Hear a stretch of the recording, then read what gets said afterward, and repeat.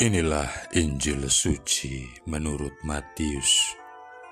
Sekali peristiwa, Yesus bersabda kepada murid-muridnya, "Setiap orang yang mau mengikuti Aku harus menyangkal diri, memikul salibnya, dan mengikuti Aku.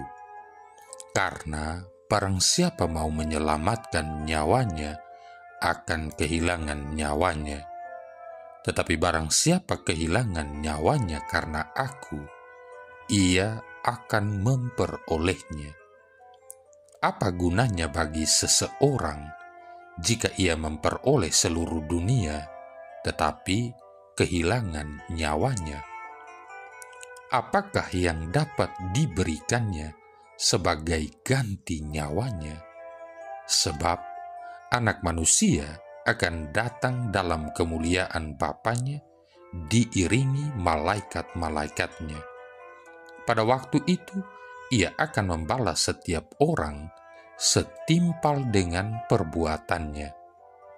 Aku berkata kepadamu, sungguh di antara orang-orang yang hadir di sini, ada yang tidak akan mati sebelum mereka melihat Anak Manusia datang sebagai Raja dalam kerajaannya." Demikianlah sabda Tuhan. Saudara-saudari yang terkasih, mental materialistis atau bisnis begitu dominan dan sangat berpengaruh di dalam kehidupan bersama, entah dalam hidup berkeluarga, bermasyarakat, berbangsa, bernegara, maupun menggereja atau beriman. Banyak orang bangga dan sombong ketika berhasil mengumpulkan harta benda dan uang begitu besar jumlahnya untuk 7 turunan. Dan yang bersangkutan juga egois, kurang peka terhadap kebutuhan sesamanya, lebih-lebih atau terutama mereka yang miskin dan berkekurangan. Tuhan mereka adalah perut, harta benda atau uang, sehingga ketika harta benda atau uang berkurang atau hilang, yang bersangkutan menjadi stres, putus asa, tanpa harapan sama sekali. Maka marilah kita merenungkan sabda Yesus ini. Apa gunanya seseorang memperoleh seluruh dunia, tetapi kehilangan nyawanya? Nyawa adalah yang menghidupi atau menggairahkan tubuh. Maka baiklah sabda yang singkat ini kita renungkan untuk memberi makan nyawa kita. Kata Santo Ignatius Loyola, bukan kelimpahannya pengetahuan, melainkan merasakan dan mencecap dalam-dalam kebenaran sabdanya, itulah yang memperkenyang dan memuaskan jiwa. Para santo santa atau orang-orang kudus pada umumnya dikenyangkan dan dipuaskan oleh sabda Tuhan. 1-2 ayat saja, tapi sungguh menjiwai serta menggerakkan hidup dan cara bertindak mereka, sehingga mereka dengan rendah hati berani menghayati sabda Tuhan ini. Setiap orang yang mau mengikut Aku, ia harus menyangkal dirinya, memikul salibnya, dan mengikuti Aku. Karena barang siapa mau menyelamatkan nyawanya, ia akan kehilangan nyawanya. Tetapi barang siapa kehilangan nyawanya karena Aku, ia akan memperolehnya. Apa gunanya seseorang memperoleh seluruh dunia tetapi kehilangan nyawanya? Marilah kita baca dan renungkan berkali-kali atau terus-menerus agar teks kitab suci ini mengesan dan menyentuh hati kita. Saudara-saudari yang terkasih, memang manakala kita mendengar kata salib, kita cenderung untuk berpikir tentang kesulitan, beban, atau rasa sakit.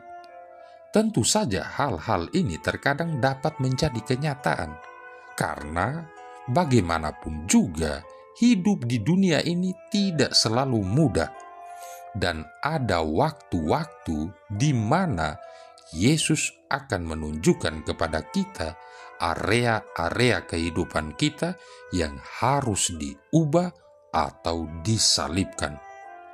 Walaupun memang menyakitkan, salib senantiasa merupakan jalan kepada suatu pengalaman yang lebih mendalam tentang hidup yang telah dimenangkan oleh Yesus bagi kita. Allah menginginkan agar jika kita mendengar kata salib, maka kita langsung berpikir bahwa ini adalah kabar baik.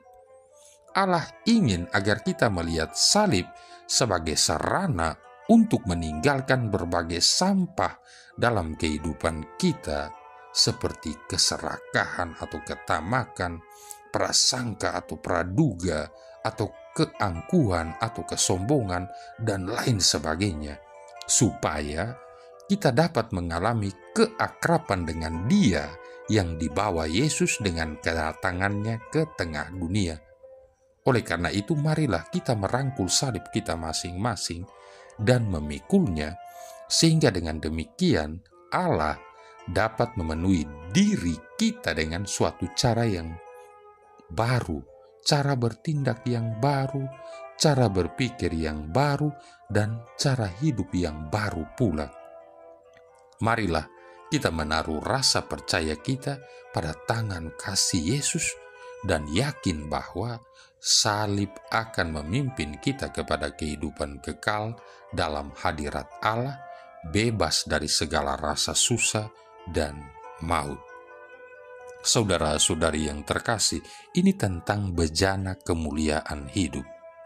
Seseorang mungkin lebih cantik, lebih pintar, ataupun lebih kaya. Namun ingatlah, tidak satupun yang bisa menjadi seperti dirimu. So, be yourself. Jangan hanya tersenyum untuk menyembunyikan rasa sakitmu, tetapi tersenyumlah untuk menyembuhkan rasa sakitmu. Tidak ada orang yang benar-benar tahu bahwa dia telah sukses sebelum dia mengalami dan ternyata gagal. Orang yang beradab tidak pernah berbicara soal dirinya sendiri. Sendirian tak selalu berarti kesepian, karena kesepian tak harus selalu saat sendirian. Ketika sesuatu yang baik pergi, jangan menyesali, karena jika Anda percaya sesuatu yang lebih baik telah menanti untuk Anda hampiri. God is good. Orang sukses menjadikan aktivitas yang tidak disukai pecundang sebagai kebiasaannya. Seorang sahabat tidak akan menghalangi jalan kita kecuali kalau kita berjalan ke arah yang salah. Ada beberapa hal dalam hidup ini yang akan membuatmu sulit tersenyum, tapi tak peduli betapa sakit yang Anda terima, jangan lupa tetap tersenyum. Tersenyumlah karena senyumanmu mampu mengubah dunia. Jangan pernah biarkan dunia yang mengubah senyummu. Jangan buang hari ini dengan mengkhawatirkan hari esok, karena gunung pun terasa datar ketika kita sampai ke puncaknya. Asas spiritualitas, berdoa dan dekatkan diri kepada Tuhan. Pikiranmu akan lebih jernih dan jiwamu pun mendapat kesegaran rohani. Cintai sesama dan berbagi. Rasa bahagia itu menular. Berbagi cintalah dengan orang-orang terdekat, orang-orang sekitar, dan mereka yang membutuhkan. Tujuan hidup, temukanlah tujuan hidupmu. Kamu akan dapat mencapai hal-hal yang luar biasa jika memiliki tujuan hidup yang kuat. Optimis, belajarlah untuk selalu melihat sisi positif dari masalah-masalah yang kamu hadapi. maka kamu akan dapat melewati semuanya dengan lebih baik. Walaupun ada banyak orang berusaha untuk menjatuhkanmu, buatlah mereka mengerti kerasnya tekadmu. Uang dapat dicari, tapi waktu takkan kembali. Jadi kerjakan sebaik-baiknya waktu untuk kebermaknaan hidup. Renungkanlah. Marilah berdoa. Allah Bapa Maha Mulia, siapakah kami ini? Maka Engkau berkenan bersabda kepada kami. Semoga kami selalu menghormati nama-Mu, dan ajarilah kami menghargai kehendak-Mu dalam perkataan dan perbuatan kami. Dengan pengantaran Yesus Kristus Putra-Mu Tuhan kami, yang bersama dengan Dikau dalam persatuan Roh Kudus hidup dan berkuasa, satu Allah sepanjang segala masa. Tuhan memberkati kita sekalian, Bapa, Putra, dan Roh Kudus.